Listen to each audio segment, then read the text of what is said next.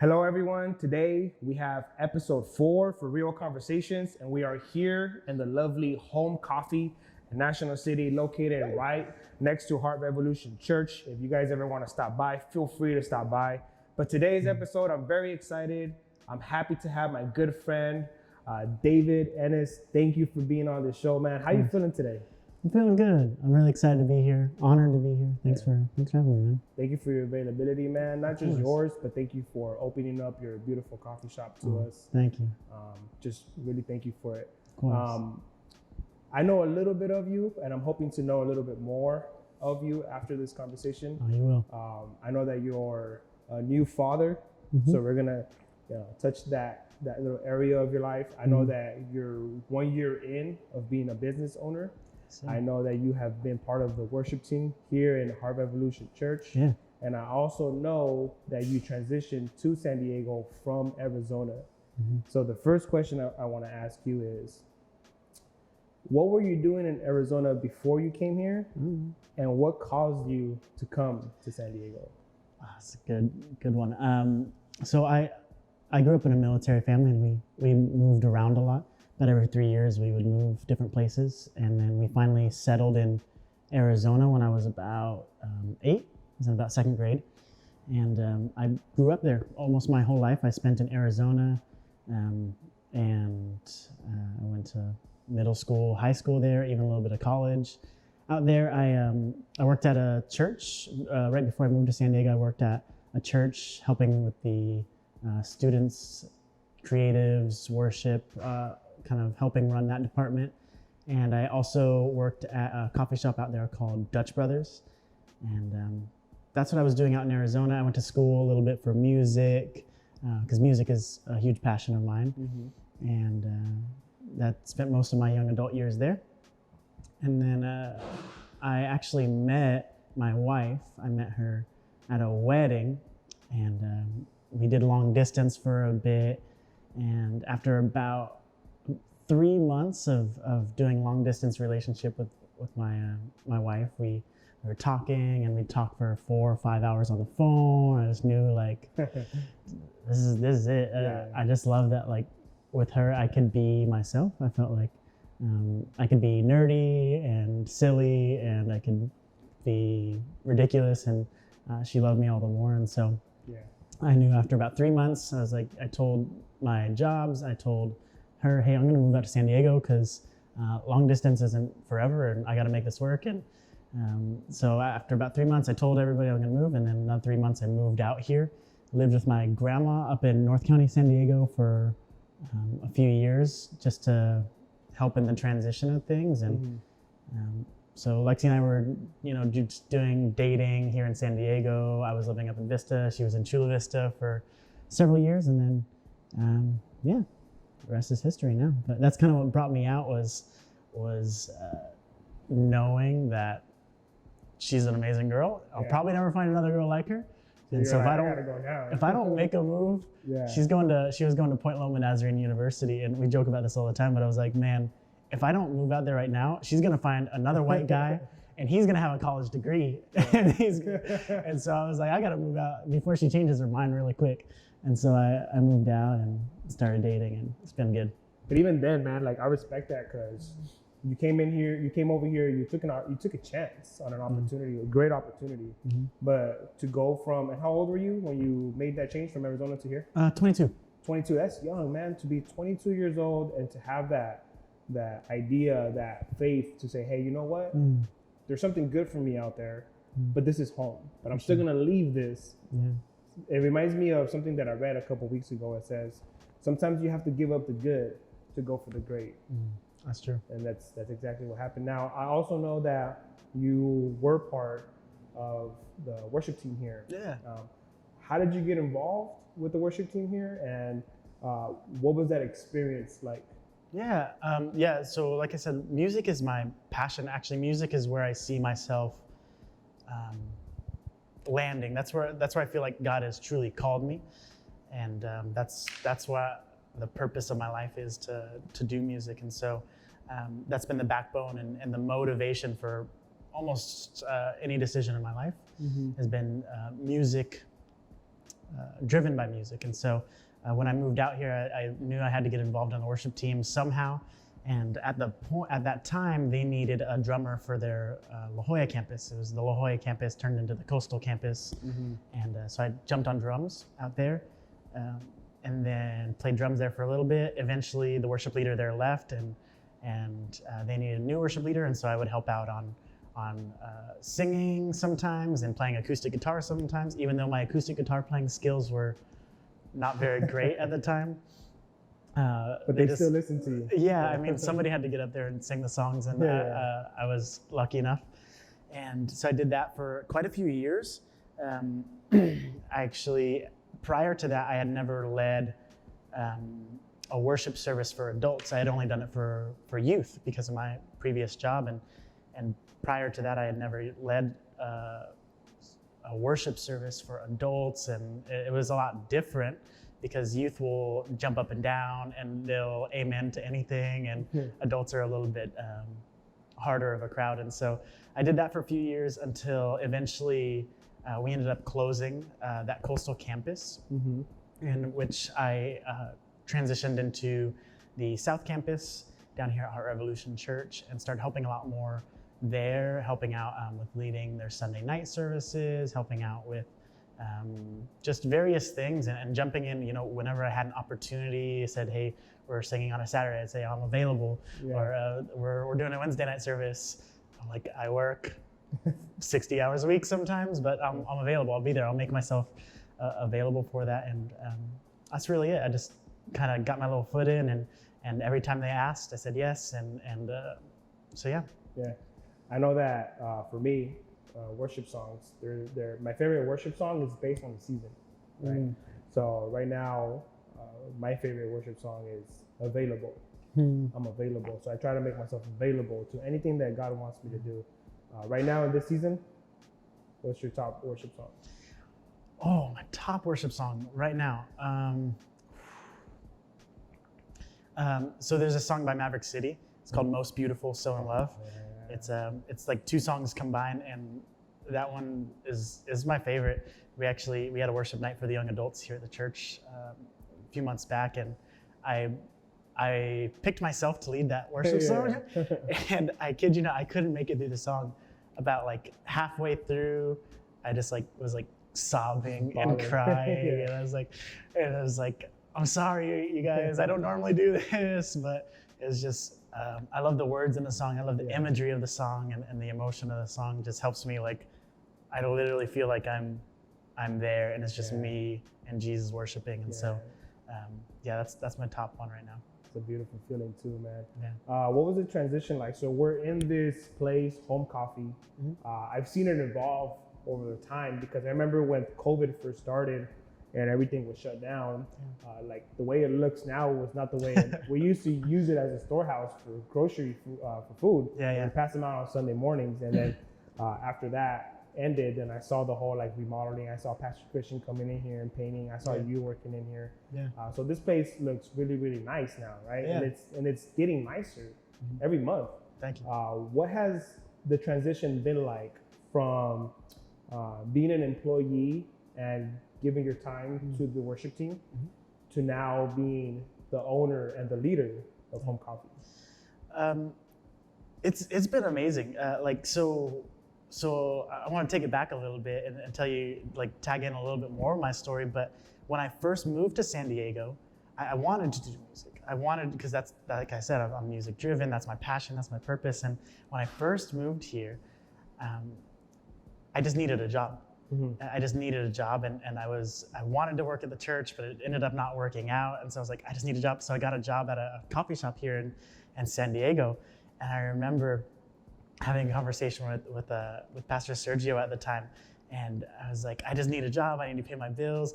And he told me, he said, and we laugh about this to this day, but he told me, you didn't move to San Diego to make coffee, David. You came here to make music and to lead people in worship. And I was like, I know, but I got to pay the bills, y'all. I got things, and I'm trying to date and commute, and I need money.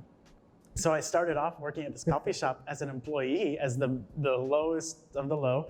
Like I just made coffee and I was a barista, and then, as I became more available and my skills increased, and they said, I started like tinkering with things and fixing things, and they were like, oh, you're pretty okay at fixing things. Why don't you help us fix things at some of the other coffee shops we have in San Diego? I was like, alrighty, and it just kind of like built until one day I made the leap of faith. Once again, another leap of faith was leaving that coffee shop because I wanted to do music full time here at Heart Revolution. And then once the pandemic hit, they were like, well, we don't really have a position for doing music, but we have one for coffee. I was like, well, the full circle, huh? Full circle is like, it's a beautiful thing. And so that's what landed me here is they said, we have the space, help us turn it into a coffee shop. And so I came on staff, and we started, our budget was really, really small because it was in the middle of a pandemic. So not only are people not giving to the church because they're out of jobs, but then it's just everything is very slim pickings, Mm-hmm. And so we started with almost no budget. I was the only employee for about a month and a half before we were able to hire another employee, working 7 days a week. And it was rough in the beginning, but slowly but surely we were able to paint the walls and put in new baseboards. The baseboards came in at like November, so we were like 4 or 5 months in before we got new baseboards and some greenery. And so, little by little, as we got, $100 to do, to get a new chair, get that, and then $100 we could get tables, and then some lighting outside, and then okay, well now we could get better coffee, and then we could get better milk now, and we could and so as business increases, so do our ingredients, so does the aesthetic here, so does everything that we do, just faithful with a little, and as God blesses, as God increases, we're able to have a better product for the community and for the church and for anybody willing to try it. So nice.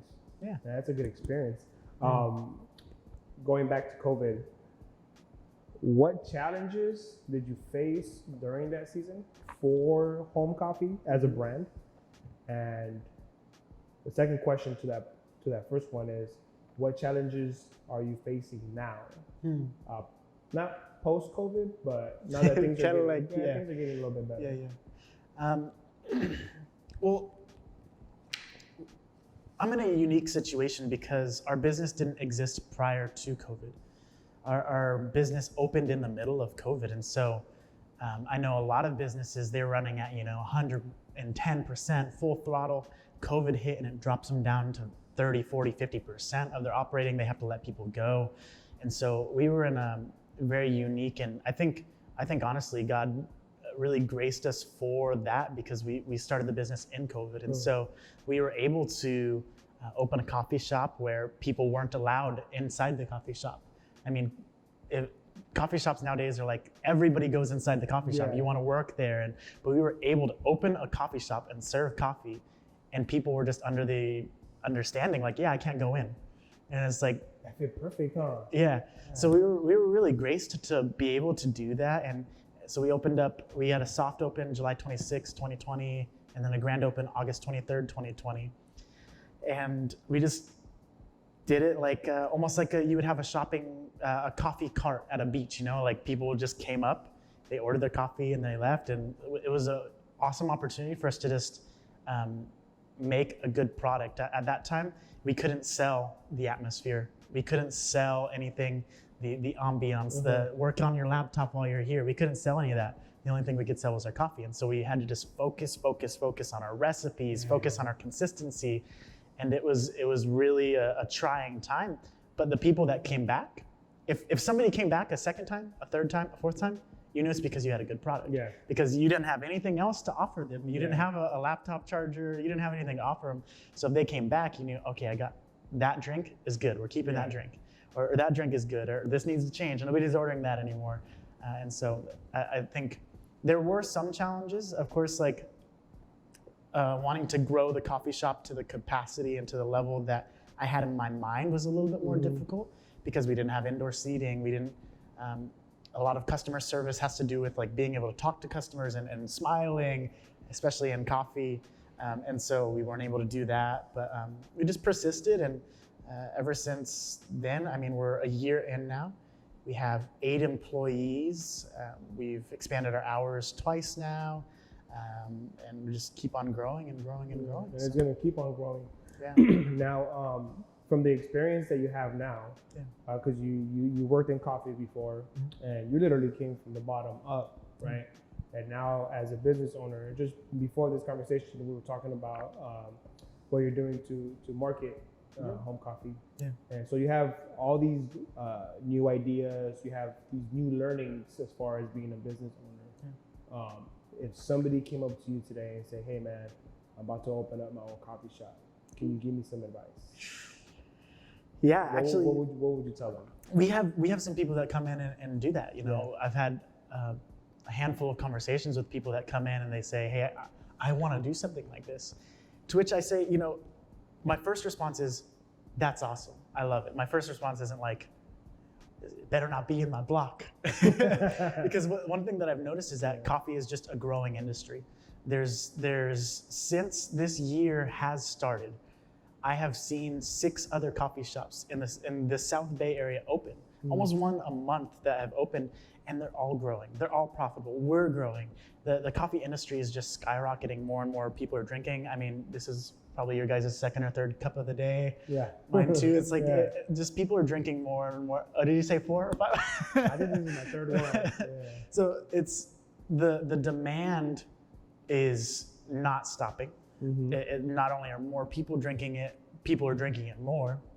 And so it's a great market to get into. It's a great industry to get into right now. Some advice I would have is just to saturate yourself in the culture of drinking coffee, of knowing different recipes. I had the unique experience of being in coffee for 6 years. And knowing, I got to sit down at like coffee cuppings, like it's like a tasting. I got to sit down and help craft recipes for brand new drinks. I got to do all that when it wasn't my money, and I got to learn those things. And so if you could get a part-time job learning at a coffee shop for a little bit, do it. If you can, sit down with a coffee shop owner like myself or someone else, do it. Talk to them first. Don't just jump in blindly. There's some good books out there that you could read, but just saturate yourself in the culture is one thing for sure. And then another thing, so I would say that's thing one. Thing two, for me at least, is we were talking a little bit before the podcast too about customer service. You got to know why you're opening the coffee shop, and you got to know and stay true to what you have to offer.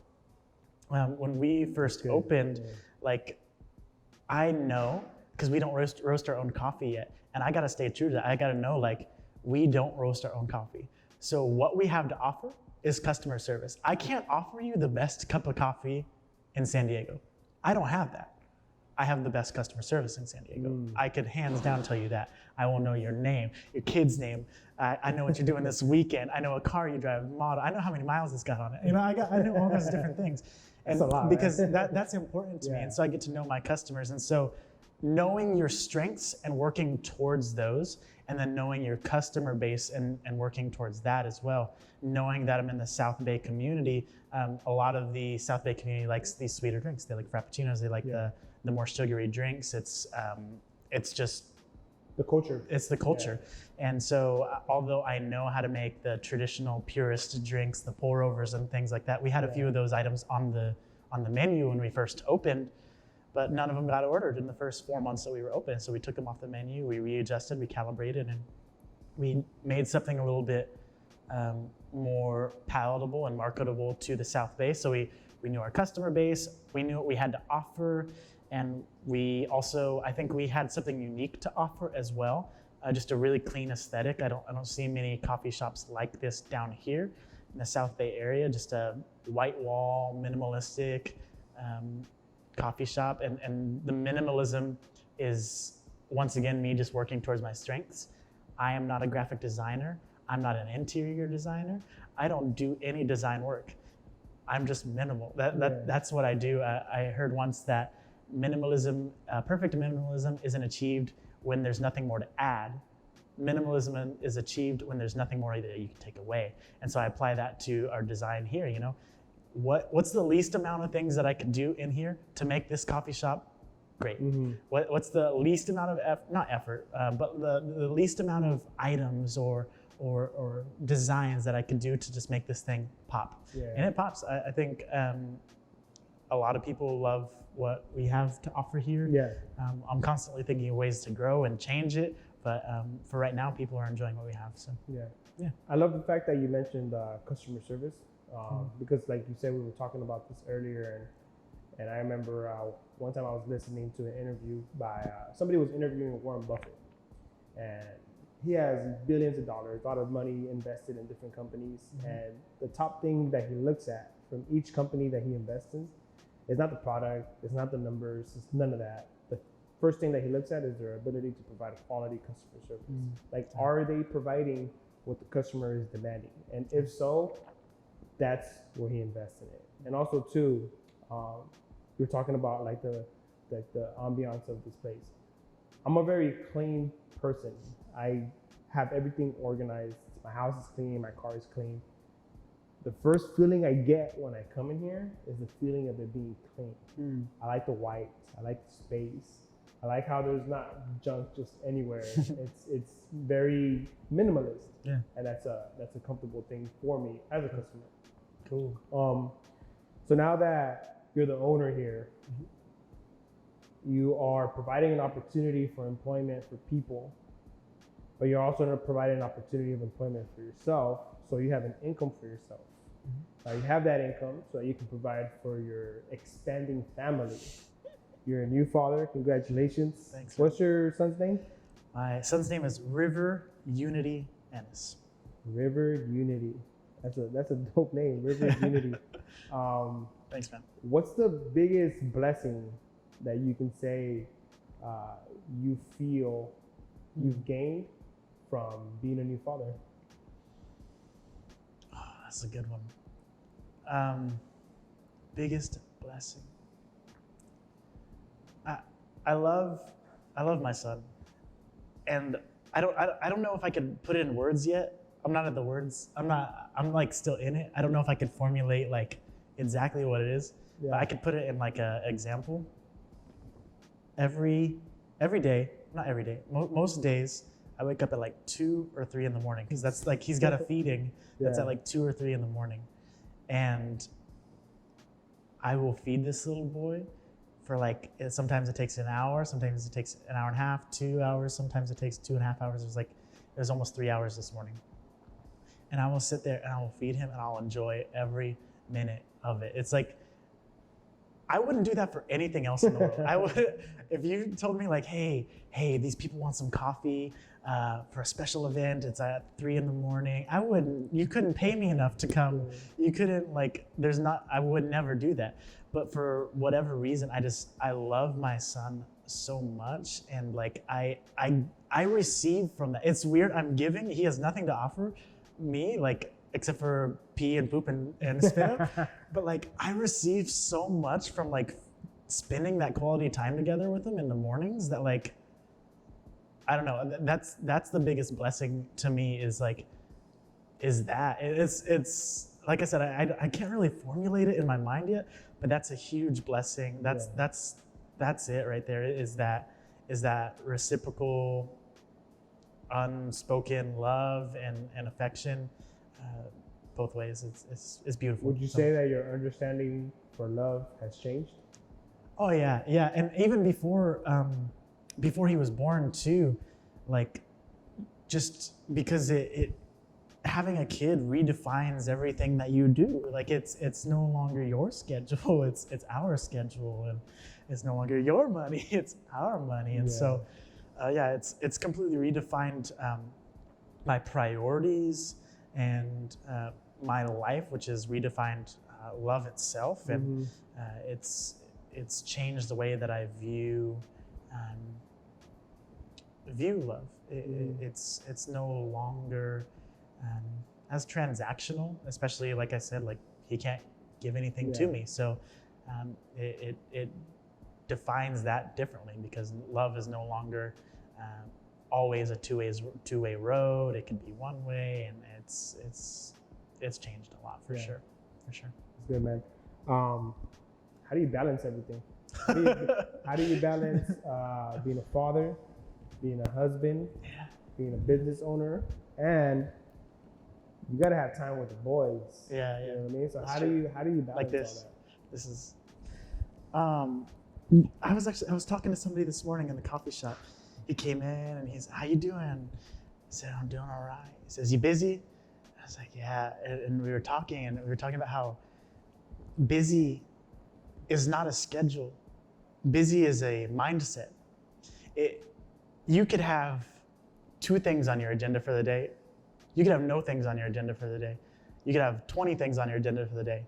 But how overwhelmed you feel, how stressed you feel, the busyness, the pressure of busyness that you feel is completely dependent on your mindset. Mm-hmm. And so I could literally work 16 hours a day, and somebody could say, "How you feeling? Are you busy?" I could say, "No, I'm not busy." It's because it depends on what's work for you and what's busyness is your mindset. Busyness is the weight and the pressure and anxiety of performance and success. And I could honestly say I'm not feeling too much of the busyness right now, and so it's really cleared my head, especially in the past few weeks. The first month was really crazy with being a parent and the lack of sleep, and you neglect your own diet and health for a little bit. But coming out of that, like the past month and a half has been really great, and I've been able to just reprioritize a lot of things that I do. And so how I have been reprioritizing that and balancing that has been a little bit of like spending more money. I realize that time is the most valuable thing that I have. And so when I get to hire more employees so that I could spend more time with my wife and kid, or that I could do stuff like this because my weekdays are covered with people, like with baristas, like that's just more important to me. And so that is a big part of balance for me, is making sure that I have time for those for the priorities in my life. Another big part of balance for me is like scheduling. And when you're married and you have a kid, schedule is really important. So like Monday nights are date night. Every Monday night is date night. Every Tuesday night I got life group. Wednesday and Thursday are like open nights. We'll usually like catch up on laundry or whatever. Friday nights we try and spend with other people. Saturday's a rest day, and then Sunday's church. So like having a good structure helps me balance as well. Yeah. Like every week we have that same thing. So like I know that Lexi and I are always gonna have time together, at least one night, which to maybe some of you that are newly engaged, newly married, or dating, you might say like once a week, that's it. But when you're married, you got kids, you're both working. Once a week, I've talked to some older married couples, and they're like, "You guys do a date night every week?" That's a lot for them. And that's a lot for them. And so we just stay faithful with the little, and let's pray that God will increase it, that He'll make one night a week feel like it's like a whole day. Yeah. And so that's a big part of balance for me is the scheduling, the prioritizing and allocation of my time and resources as well. That all kind of plays into my balance. And then I think more recently too, I've been realizing how important scripture is in balance. I think like in a human mindset, like reading the Bible, taking time out of your day to do another task could be like, okay, I have 24 hours in the day. If I spend an hour reading, then I only have 23 hours in the day. But for whatever reason, it doesn't work like that when I read the Bible, or like when I spend time worshiping. It's like, I feel like I don't lose time when I do those things. It was like a game. It does. And so like I feel like in the past I've really struggled with reading or struggled with getting into those rhythms of it. But I think more lately, ever since having a kid, I've been realizing it's paramount that I get that time, because it changes the way I spend the other 23 hours or whatever of the day, and God can multiply the rest of the hours in our And day. honestly, just like you said, it like multiplies everything else that I do, everything that I put my hands on. I say, God, if this is your will, let's do it. Yeah. And if it's not, take me out of it. Yeah. And I really do feel like it's genuinely a game. I mean, one time I was chatting up with Pastor TJ, and what he said to me really stuck with me, and I believe it to the core of me. Where he told me, you didn't flourish outside of the church first, and then flourish in the church. First, you flourished in the church, and then that allowed you to flourish outside of the church. And it's so true, because you build relationships. Yeah. You build a relationship with God, and God knows your heart. You start, getting more discipline, more time management, more love for people, to bless them with words, with an opportunity, with a job, with encouragement, with a prayer, with whatever. So I believe that the Word of God does do that for us, where first our spirit, our inside is being flourished, and then our outside flourishes at the same time. Yeah. Now with church, your family, and your business prospering, where do you see yourself 5 years from now? Oh, 5 years. Gosh.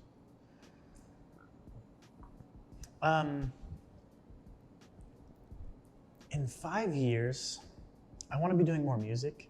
I took a little bit of a hiatus I had a kid, but I also had a coffee shop. Coffee shop's a kid. Yeah.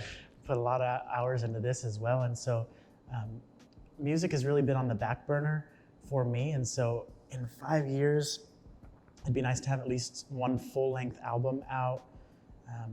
In 5 years, I could have 2 full-length albums out, I think. Really just focusing more time on that. Mm-hmm. In 5 years, man, I'll probably have at least one more kid. In Jesus' name. In Jesus' name. In Jesus' name. One more coffee shop? Expand it? By then? I don't know. I don't think so. I don't think that's the dream here. I think the dream here is blowing this thing up, whether that be really pimping out the outdoor patio, or adding another outdoor area, opening up a coffee roaster, like a drive-through. I really want this to be the flagship, and so I feel like if we were to open up a new coffee shop in 5 years for here, that would be the new cool thing. Yeah. So I want to make sure that this is the cool thing, and then we open up something else, and it's a supplement, not like all my focus is going to that new thing. It's we're doing the same thing at both of them, and so building this thing up a lot more. I like to be roasting. I've been YouTubing videos of roasting coffee lately, so I want to get our own roaster so we could roast our own coffee, and so that way one day we can provide San Diego with the best cup of coffee. Because here it is. Man, what else? Jumping back on the worship team for Heart Revolution as well. That'll be a big part of like writing and surrounding myself with other creatives that write, and being the hair nice and long. How you used hair nice and long. That's what it looks like for me. It's good, man. Last question I have for you, and I ask this as a final question to everyone that I have a conversation with. Oh no. When are you the happiest? When am I the happiest? Gosh. This is a loaded question. If I don't say my wife, I'm sleeping on the couch tonight. When am I the happiest? I would say when I'm doing music. And I'm sorry, Lexi, I'm gonna back this up. I would say when I'm doing music, and I think this is why, because I truly feel like God has created me to write, record, produce, and perform my own music. And I feel like that's the essence of who He created me to be, what He created me to do, and why I'm here. And so when I do that, I feel like I'm in my grace zone, like this is the culmination of all my gifts and abilities and my heart and my mind all manifested into like one thing. When I'm like singing or creating music is just where I'm at, and Lexi is like the biggest supporter of that. She just unlocks my dreams in a way that I didn't know. Like, she pushed me. I have a few songs out on Spotify and Apple Music right now, and she pushed me to do those things. She said, yeah, you can spend money, go do it. Like, go spend money on doing these things, or here's the time, like take some time to do it. Or she enables me in such a way to do those things, and I think that's really beautiful and kind and a loving life of her to do. But yeah, I'd say music is when I'm most happiest. That's good, man. David, earlier you mentioned how time is very valuable to you. So, man, I thank you for your time today. I thank you for making yourself available, for Home Coffee available for us to record this episode. Of course. So, like, genuinely, man, from the bottom of my heart, like, thank you, man. I appreciate it. Thanks, Toby. Yeah. It was a pleasure. Thank you, man. Appreciate it. Thank you guys for watching this episode 4 with David Ennis. We thank you guys for just making yourselves available to listen to our conversation. We hope that you enjoyed it. Until next time, we'll see you guys again.